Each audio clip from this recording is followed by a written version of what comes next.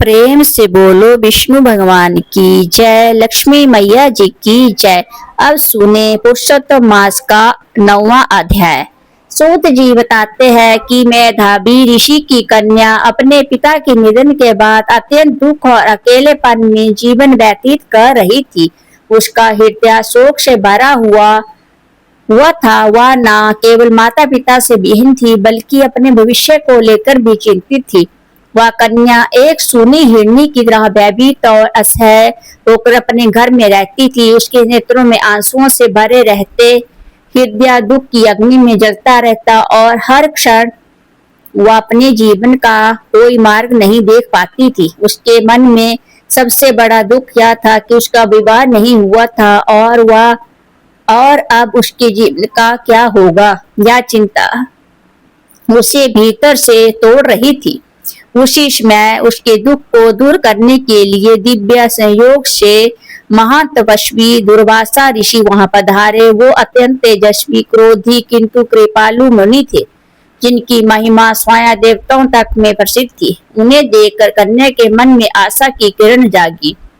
कन्या ने अत्यंत श्रद्धा और विनम्रता से दुर्वासा ऋषि का स्वागत किया। अग्रह पद और वन में उपलब्ध फल फूल से उनकी पूजा की।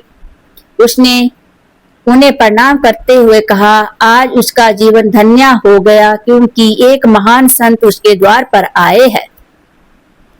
उसने यह भी कहा कि शायद उसके पिता के पुण्यों के कारण ही यह सौभाग्य उसे प्राप्त हुआ है। दुर्वासा ऋषि उसके सेवा भाव और विनम्रता से अत्यंत प्रसन्न हुए। उन्होंने उसे आशीर्वाद देते हुए कहा कि वह एक श्रेष्ठ कुल की धर्मपरायण और पुण्यात्मा कन्या है।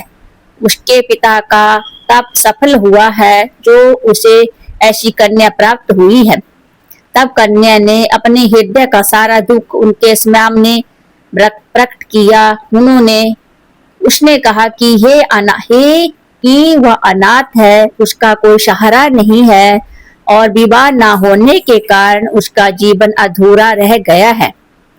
उसे यह भय सता रहा था कि यदि शीघ्र विवाह न हुआ तो उसका जीवन व्यर्थ हो जाएगा। उसकी करुण वाणी सुनकर दुर्वासा ऋषि का हृदय द्रवित हो गया। यद्यपि वो स्वामी से क्रोधित थे परंतु भीतर से अत्यंत दयालु थे। उन्होंने कन्या के दुख को समझा और उसके कल्याण के लिए उपाय सोचने लगे।